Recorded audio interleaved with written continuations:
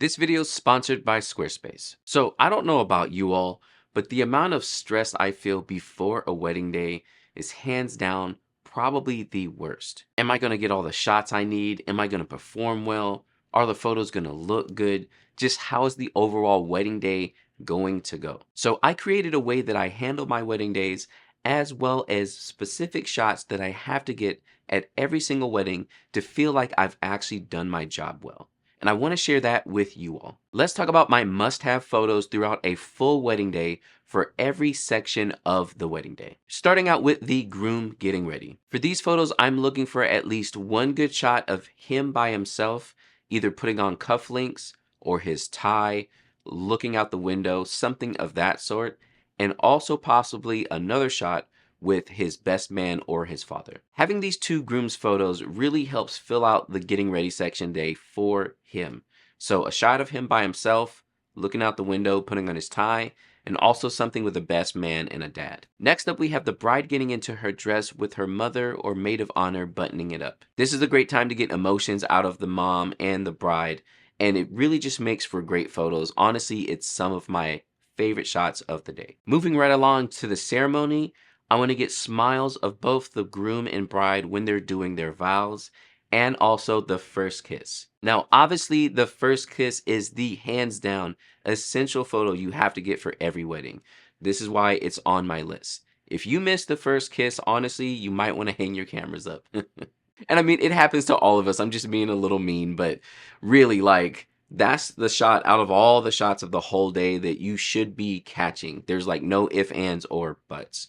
The biggest thing here too is make sure that you're paying attention to the ceremony, because sometimes the first kiss comes out of nowhere. And if you miss that, again, it is the worst. Also, I like to get pictures of emotions and smiles from both the bride and groom while they're telling their vows. So these shots are going to be shot at kind of an angle.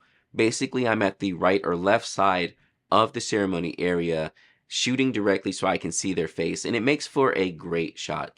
Again, as a wedding photographer, we want to focus on emotions, and you know you're going to get a bunch of emotions out of your vows. If you're shooting by yourself, when they start their vows, quickly head over to one side, take a couple photos, and then head back over to the other side and do the same thing. Once you've done that, head back to the middle immediately to make sure you don't miss a first kiss or anything like that. Now, before we continue on to the family portraits and wedding party portraits, let's not forget to talk about this video's sponsor, Squarespace.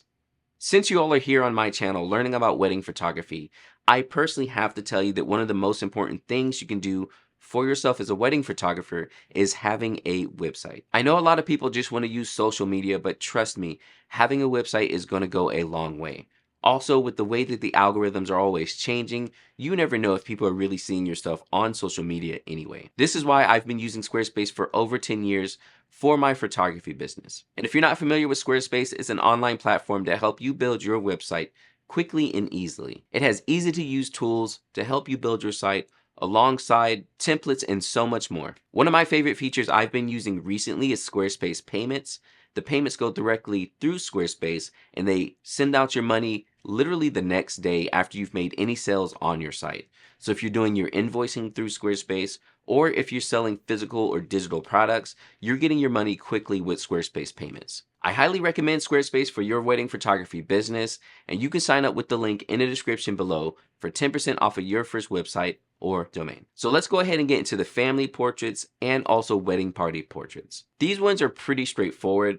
There's not specifically any shots I feel like if I missed them, I messed up the whole day, mainly because the whole section is the most important part. So for your family photos, make sure that you have a list of everyone in the family.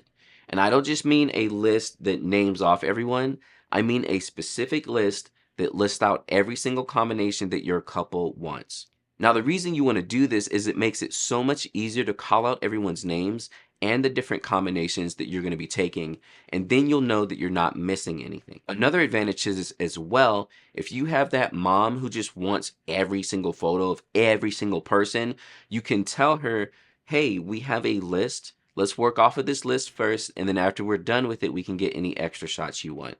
This helps out so much because if you let like the mother of the bride or the father of the bride or the uncle or somebody run family portraits, it is going to take forever. Trust me, it will take the most amount of time, and then you won't know what pictures you even took, and then you waste all the cocktail hour, and then you have no time to take portraits of your couple. And that's the number one thing you do not want. So make a list for your wedding family photos and make sure that list is extremely specific. This is something your couple should be giving you and you should be asking from them. For the wedding party, the biggest thing I want is a group of the groomsmen, a group of the bridesmaids, and then also each one of them with the bride and groom separately.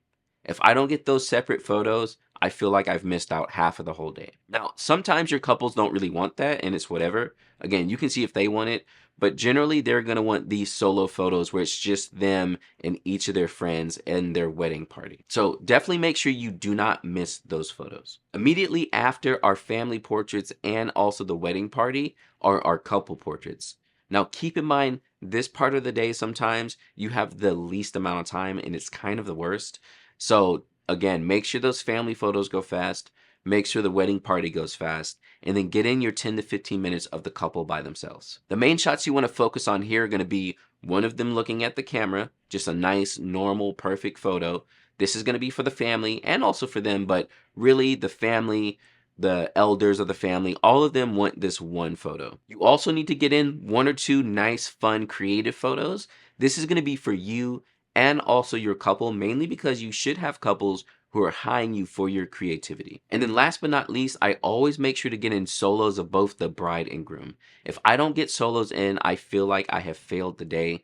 Again, this is another photo that if I have it in my catalog, I'm like, okay, yeah, I got enough photos for the day. With your solos, you're just taking a couple of nice portraits. Start big and wide, especially for the bride, so you can get that whole dress. And then after that, focus in on the details. The flowers, the earrings, any necklaces, bracelets. For the groom, his tie, his buttons, any cufflinks or anything special inside of his suit.